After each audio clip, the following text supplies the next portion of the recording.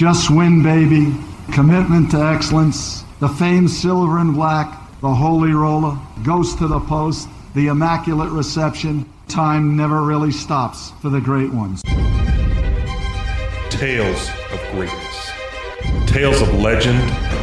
Tales that define our very existence as fans. Some tales are of epic proportion. Some tales are heartbreaking memories of missed opportunity.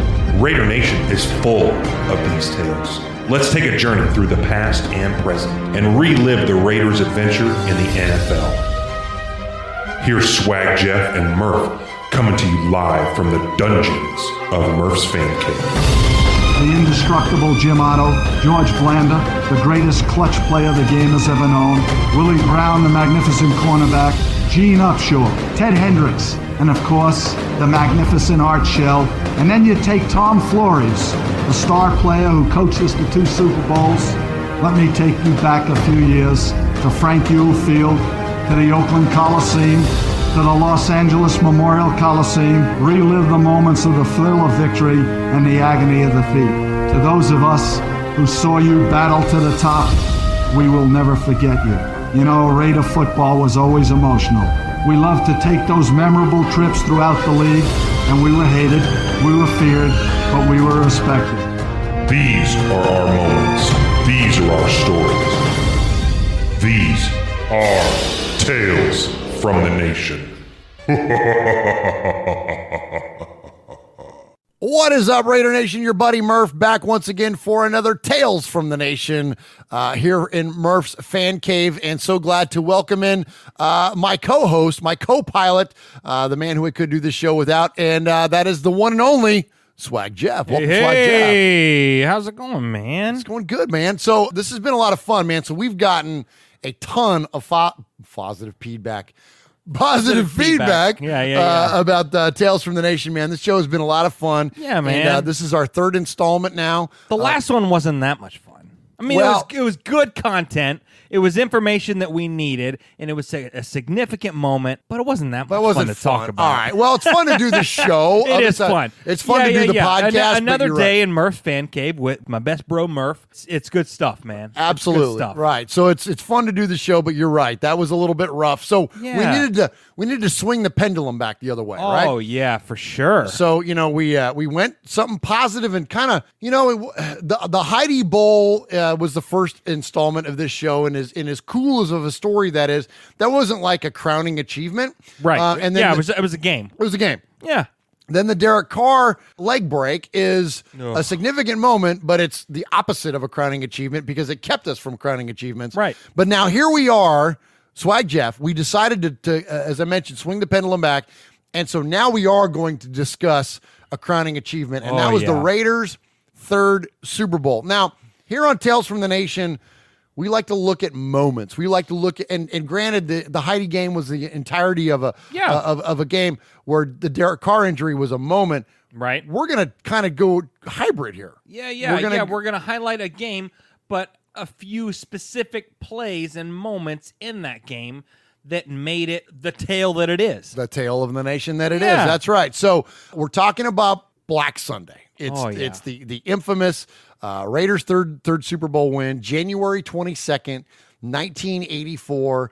Head coach Tom Flores, of course, led by the Maverick Al Davis, Jim Plunkett, Marcus Allen, Reggie Kinlaw, Rod Martin, Howie Long, Lyle Alzado, Cliff Branch, Lester Hayes, Mike Haynes. I mean, we're talking Hall of Famer, Hall of Famer, Hall of Famer, Hall of Famer. Oh, yeah, the list goes on. Absolutely. Just an amazing rundown of players. And so, as Jeff mentioned, there was 3 significant moments within that game, and we want to kind of hit on those instead of focusing on the entirety of the game itself. If you've never focused on the entirety of the game itself, I encourage you, Raider Nation, go out and check it out. You can find it on NFL Films. You can. Yeah, we just watched it. It was amazing. Isn't it great? Oh my god, it's so over dramatized in the most beautiful way. And I love every second of it. Yeah. Absolutely. Those old classic NFL films, man, that's so cool. It's so good. So you got John Facenda doing the voiceover. You got the music of NFL films. You got Bill King doing his the announcing of the game. You had made excuse me. You had made a mention during the show. You're like, gosh, that's Bill King. Like that's amazing. Like to hear him and hit that voice, that classic voice that did the Holy Toledo. You know, you know what I mean? It's so good. So anyways, but that's the entirety of the game. We're going to focus on a few moments. So you want to let us know, Jeff, tell us about the first moment in this game that we're going to focus on. Yeah, so the first moment, was there a score at this point? No, it was 0-0. Okay, 0-0. So Derek Jensen sneaked up the middle and blocked a punt and actually went down and recovered his own block and put the Raiders on the board. But the Raiders on the board. It was 7-0. And here's the live call. This is cool, man. This is Pat Summerall and John Madden doing the call live, man. Here we go. Hayes goes up after it. Hayes has it blocked.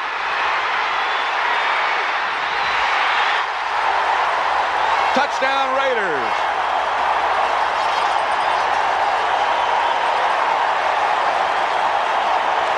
I believe it was number 31, Derek Jensen, who did the blocking. It must have been. And we talk about offense, defense, and all the matchups and the great players. And then this whole thing could be boiled down to special teams. It started that way. And that was Derek Jensen who blocked that punt. It looked like he came inside, and he was right in Jeff Hayes' face.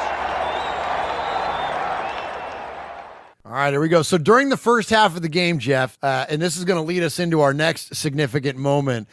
During the first half, the Raiders scored on offense, defense, and special teams, becoming the first team to score 2 non-offensive touchdowns in the Super Bowl. Yes. So less than 5 minutes into the game is when this happened, when Derek Jensen broke through and blocked Jeff Hayes' punt deep in Washington territory, and as you heard, recovered the ball in the end zone to give him a 7-0 lead. And you know John Madden, he was on the call, so obviously he couldn't be, he couldn't show favoritism, but in the back of his mind he was fist pumping. He coached a lot of these guys that were in this game, right? Like, that's what I mean? Saying. That's he hadn't been gone that long at this point, exactly, right? yeah, So something cool about Derek Jensen. So he was the special teams captain for the Raiders for like 5 years. Like 5 or 6 years, yeah. But this wasn't the first monumental play that he had made in Raiders history. Okay. So back in 1980. That's the second Super Bowl run. Yes, yeah. So he was actually, they were trying to make the playoffs at that point. Yeah, because we were a wild card team. Yeah, we won that Super Bowl. Yep. First team ever, right? Yep, to go in as a wild card. And he actually kind of sealed a win back in 1980. I think it was the end of December. I think December 21st, 1980. Okay. He recovered an onside kick against the Giants to seal a victory. But not only did he recover the onside kick, he went ahead and ran it in for 6. Oh my gosh, that's awesome. Which is like unheard of. Typically on an onside kick, you fall on the ball and the game's over or whatever. Well, he snatched it and ran past everybody and went and scored a touchdown. Cool. So cool. That's awesome, man. So, lots of love then to Derek Jensen, man, for really being responsible then for 2 huge plays that led to ultimately to 2 of the 3 Raiders Lombardi trophies.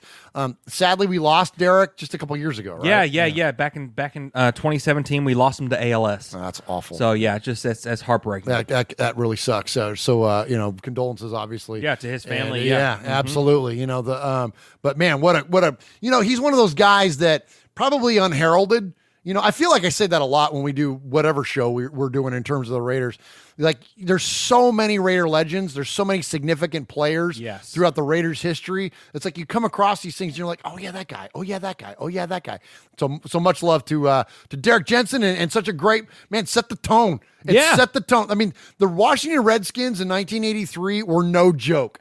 I mean, this is like Riggins was a Super Bowl MVP himself, right? Right. Theismann, Monk. They were the heavy favorites coming into this game. The Raiders had a great season that year. Obviously they made the Super Bowl as well, but the Redskins were the heavy favorite. And we smoked them 38-9. Yeah, I think they said I saw on that on the NFL films that they had scored more points that season than any team in the league. So they were the most high-powered offense and all that, and to hold them to 9 points. I mean, that's hell, the 9 points because our secondary was awesome. Yeah. Our linebackers had a hell of a game. It was just absolutely. So speaking of linebackers, how was that for a segue? As we call it? Look at there. It was the end of the first half. 12 seconds left in the first half. Thank you. 12 seconds left in the first half. The Redskins, so this is our second significant moment. Yes. The Redskins called a screenplay, which I believe earlier in the season, the Raiders and Redskins played in a regular season game, and Theismann, in a similar situation, threw a screenplay out to Joe Washington, and Joe caught it and ran it in for a touchdown, I believe. Yeah, it was like 67-yard touchdown pass at the end of a half. Very similar play. Yeah, they burned us. Okay, so this time our defensive coach, or at least defensive backs coach, I believe, and Charlie Sumner? I think so. I want to say it was Charlie Sumner, called on Jack Squirek, a linebacker, a specialty linebacker who he was a passing defending linebacker. There you go. Is kind of how they addressed that. Apparently, this guy just had a hunch. Hey, they look like they have the same personnel out as remember when they burned us in the regular season. So maybe let's defend for that. So he puts in Jack Squirek. Theismann drops back, throws a little dump pass out there to Joe Washington, and whoop, here comes Jack Squirek. Intercepts it at like the 3-yard line and just dances into the end zone. And here's what it sounded like.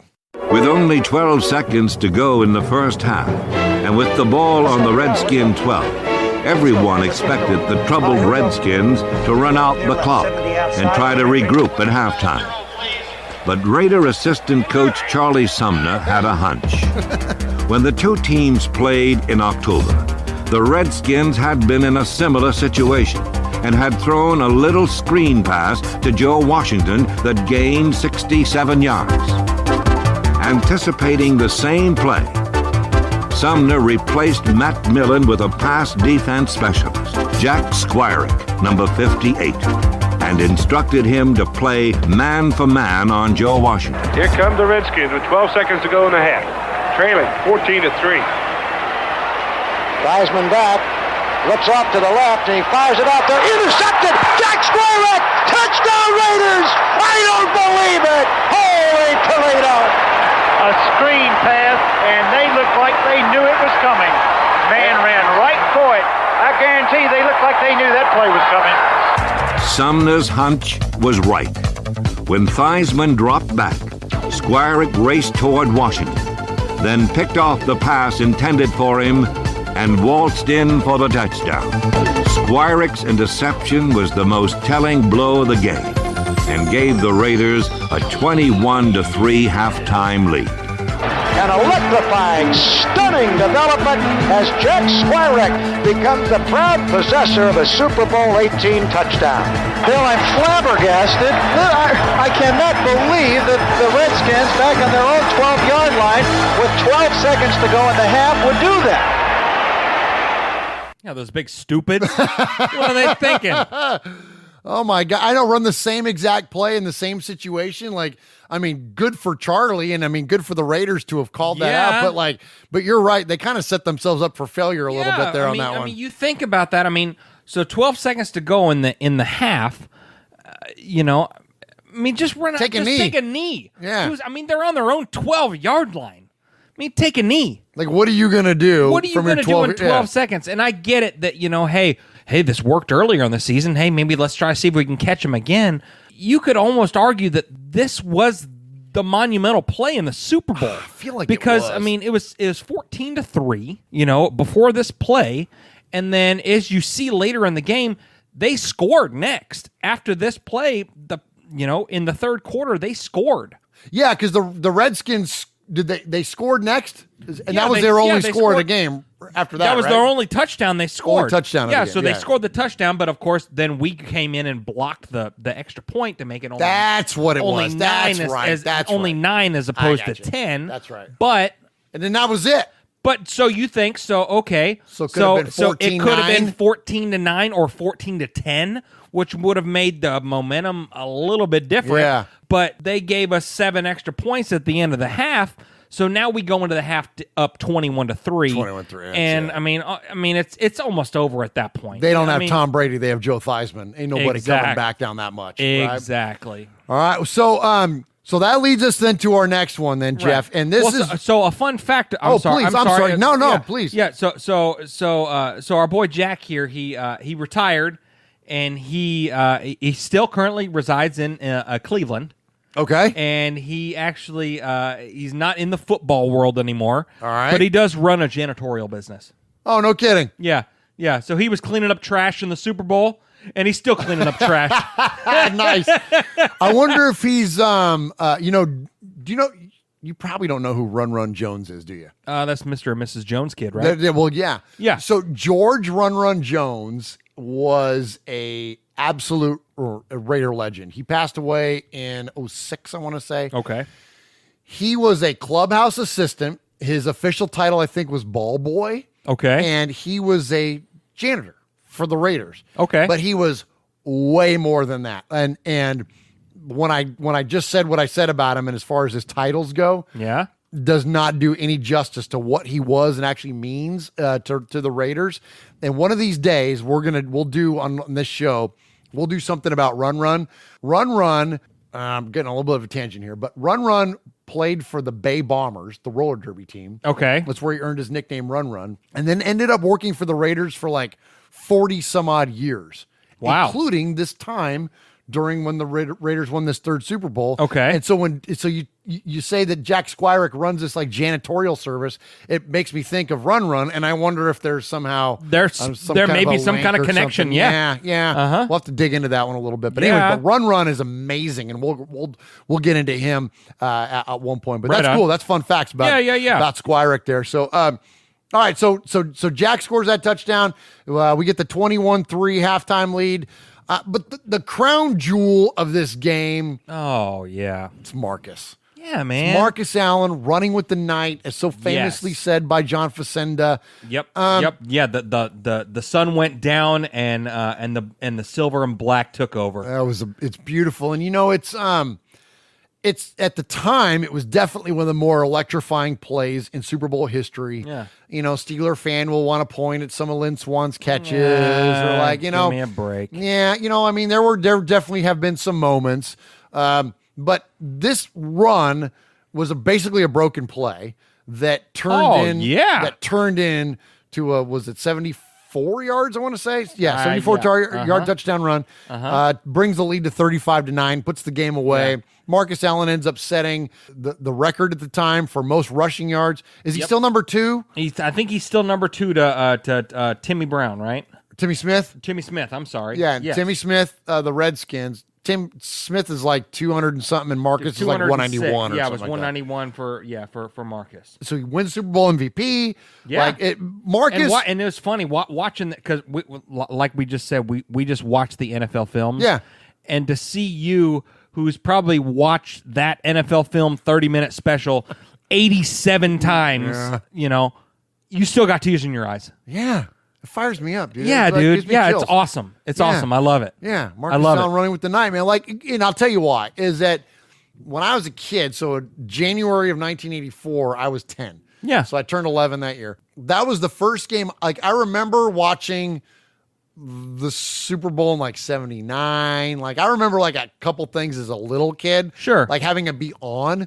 But the first game I remember sitting down watching, like start you're in like to finish. 5th grade, like you're kind of starting. Yeah, you can remember stuff. I remember watching this game start to finish, and Marcus Allen was the man. In retrospect, because of the fallout he had with Al Davis, yes, because of the bad blood that developed there, he's not as highly regarded as he once was. And I get it. He retired as a Chief and all that stuff, and he set his career records with the Chiefs. So I kind of get it. Yeah. But if I could just, for those of you that are old enough to remember, or if I could set the stage for you, Jeff, for those of you, because you weren't born until like 4 or 5 years after this game. I was born in 88. Yeah. So to go back to this moment, and that's what this show is all about, is about being in the moment. Marcus Allen was the most electrifying player in the league, and he was a Raider. and the Raiders were a Los Angeles team. Marcus went to USC. He was like the hometown kid. Yeah, and this was before, like, I know everyone loves Bo Jackson, and I don't dislike Bo Jackson. Oh, but yeah, he's Bo great. Jackson's career was short-lived, and sadly, it was short-lived because of injury. But Bo, he had some great moments and some amazing moments on Monday Night Football and all that kind of stuff. But Marcus Allen was the Super Bowl MVP. Yeah, man. Like, this was such a massive moment in sports. Yeah. And he was, you saw the video. I mean, just his amazing. speed, his size, his elusiveness. Like, Marcus Allen was unique to the entirety of the league, man. Yeah, I mean, still to this day, he's probably ranked as one of the tallest running backs. He's like 6'2" or something like that. I mean, you don't see running backs that tall anymore. But his career was so long. He was a 16-year guy as a running back. And was good for almost all of them. Good for almost all of them. And you look at today's time, I mean, you get guys that, you get running backs that are 9, 10-year vets, and they're done. Yeah. This guy's longevity was amazing. It was amazing. And he could throw. He could catch. I mean, there's so many things that Marcus Allen. Anyways, yeah. Well, I mean, if you want a fun fact about Marcus, he's the only football player in history to be a Heisman Trophy winner, an NCAA National Championship winner, a Super Bowl winner, an NFL MVP, and a Super Bowl MVP. Oh my gosh! The only player in history in all of football, the only player to have all of those. Yeah, that's legit. I mean, just a decorated player, man. That's amazing. Yeah. And then of course, obviously, 2003 he was inducted in the Hall of Fame, and I think he's ranked in like the top. I think number 72 all time in NFL players. They did a poll or whatever. He's right? Like Sporting News or whoever does that. Yeah, whoever does that. Yeah, I think they're ranked number 72. They did like a top 100 or whatever, and he's ranked right there. Yeah, so for those of you that were old enough to remember it, and he was incredible. He was the most electrifying player there was in the league, and so I hate that he's under. It's hard to say somebody like that with those kind of credentials that you just said. Right. That somebody like that would be underheralded. That somebody would be underrated, even to use that term. But I kind of feel like he is. I feel like he doesn't get enough run in Raider Nation. When you talk about, we ask people all the time about their Mount Rushmore. Sure. Marcus Allen never makes the list. Why not? He was a Super Bowl. We've had 3 Super Bowl MVPs. Right. Jim Plunkett, Fred Biletnikoff, and Marcus frickin' Allen. Like, why isn't he on the list? Is it because he went to Kansas City? Yeah, 100%. That's why. Him and Al fell out, and because of contracts and a whole bunch of other stuff, Al benched him. Like, it was ugly. Like, that's the other thing too. It wasn't even like, oh, he left. Like, Nnamdi Asomugha left, Khalil Mack left. Like, you have a handful of greats that have just departed because of free agency. Sure. This was not like that. This was a long, drawn out. Yeah. He was. Dude, Marcus Allen for a minute was playing fullback to Bo Jackson. Yeah. Like, how's that compute? You know what I mean? Right, so right. It was not pretty. And because of that, Al downplayed Marcus. Al didn't want to be outshined by Marcus. Al downplayed Marcus. And because of that, it filtered down to the fandom. We reacted as fans. We downplayed Marcus. But in the moment, and I'm like, that's crazy too that you say that, because it seems like a lot of those older guys, the older owners of teams that were a part of the AFL and all that stuff, they had their vision of what they wanted and ran the team in that way. Because my former fandom, the Titans, when there was a big struggle with Jeff Fisher versus Vince Young. It was a very similar thing, and Bud Adams picked Vince, and so Jeff Fisher walked out the door. Yeah, it was very similar. So they and had in this case, it would have been internal struggles and stuff. So it was Tom Flores did not want to get rid of Marcus Allen. Of course not. Tom Flores did not want to bench Marcus. He was Allen. their MVP. Absolutely, he was amazing. Yeah, he was amazing. So, yeah, man, it's kind of sad the way that all unfolded. But that said, let's stay in the moment. Yes. The moment was amazing. He at the time set the record. I think I already mentioned that. He set the record for rushing yards. Let's listen to We're Whack. John Facenda is not. Let's listen to him. Yes. As Washington's hopes faded into the dying daylight, on came Marcus Allen, running with the knife. Plunkett giving to Allen, sending him wide left. He has to reverse his field, but he gets away for a moment. Comes back up the middle of 30, 25, 40. Went past 2 minutes to 50, down to the 40, hit the double blocker, to the 20, to the 10, to the 5.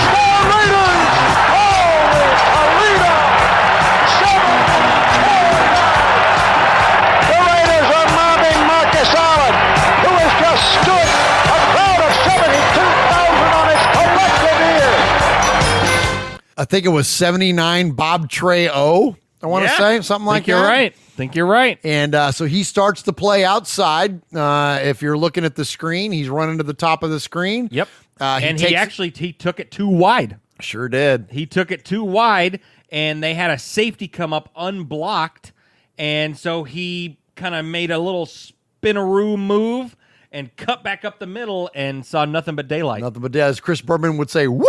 Yep, exactly. And then he could go all the way. And he did, dude. And he outruns linebackers. Well, first he busts through the line. Then he outruns linebackers. And then he outruns Washington, number 24. Yeah. Cliff Branch outruns Washington, comes over and lays a block down for Allen. It's just a beautiful play, man. It was really such a significant moment. I would say, in terms of success, and here's my bold statement for the show, in terms of Raiders on-field success, this is the crowning moment. Setting a Super Bowl record, a Super Bowl MVP, the third Super Bowl win, the last time that the Raiders won. That was, if you look at in terms of on-field success for our Oakland Raiders, yes, this was it. Yep. That's what I think. He was the top guy in the last biggest, most significant game in Raider history. I mean, yeah.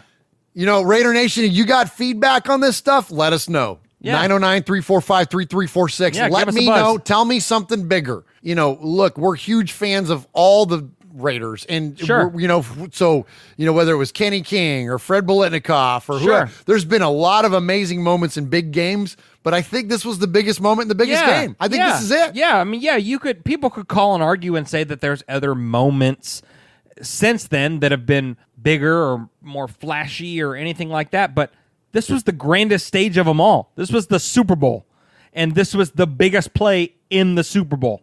And they were good. The Redskins were good.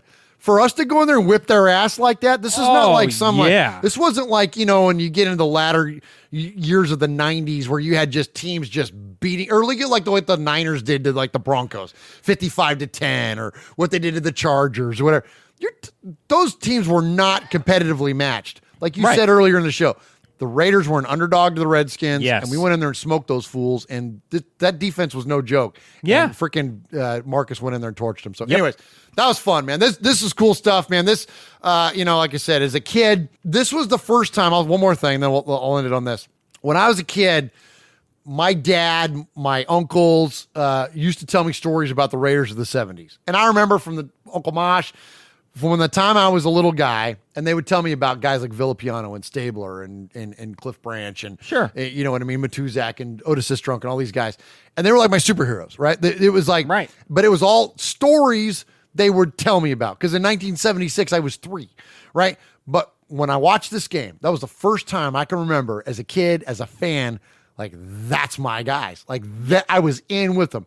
When Marcus Allen was running with the night, man, I was right there with them in it. And that's, I would say that this moment in this game is one of the things that absolutely hooked me as a Raider fan, and just, absolutely gone from there. Absolutely. So, good stuff, man. That was fun. How about you, man? Parting thoughts? And this fun, man. It's just, it's cool, as a newer Raider fan. And, I think we talked about it on RFR 133. Talking about, I think Haley from Scotland was asking about, what do I need to know? What are some great moments, and what are some things that I need to know as a newer fan as well? Even though she says she's been a fan for almost 10 years, that's a lot newer. It's a long time. It's a lot longer than me. But these are the moments that I need. This is the stuff that I need, and this is the feel good stuff that I want to fuel my Raider Nation fire, if you want to call it. You know what I mean? So these are the fun moments in our history that make the nation the nation. It makes these are the things that we long for. We want again. These are the greatest moments. This could be one of the greatest Super Bowl moments, not just in Raider history, but in history. Yeah. Like, this was NFL history. That's why, man. Yeah, this was, exactly. This was a big dang deal, man. This was bigger than just the Raiders. Exactly. There you go. Thank you. You pinpointed it right there. This was bigger than the Raiders. This is not just a tale from the nation, but this is a tale from the NFL. Yes. You know what I mean? That's this That's is like, when you look at Super Bowl moments and NFL moments and stuff like that, Marcus Allen running into the night, man, there's not a whole lot of moments in even Super Bowls that are a whole lot better than that. Just the feel-good story. I agree, man. Yep. I agree. Good stuff, Jeff. Yeah, man. That was fun, dude. This show's great, man. Love Tales from the Nation. Well, it feels so much better talking about a good moment than... That's true, too. Yeah. Yeah, so, all right. So we might have to keep the pendulum on this side of the fence here. Yeah, just for a minute. For a minute. Yeah, we might have to do Ghost to the Post. I thought about doing Ghost to the Post next, man. Stay tuned, Raider Nation. That might be that. Yeah, that may. Yeah, that'll be fun. Yeah. That'll be fun. All right. Well, thank you for joining us here on Tales from the Nation. Appreciate y'all joining us. You can always find us at Murph's Fan Cave on any of your favorite podcast services. That's MURFS Fan Cave. We are on Stitcher, iTunes, Google Play. Yeah, Google Play? Apple Play? Google Play. Apple Podcast? Wherever. You can Apple Play if you want. iHeartRadio. Find us on iHeartRadio. Yes, you sure can. I just found that out today. Absolutely. Yeah. Check us out on iHeartRadio. And so thank you. Hope you enjoyed this. And give us your feedback. Let us know. See you later. Peace.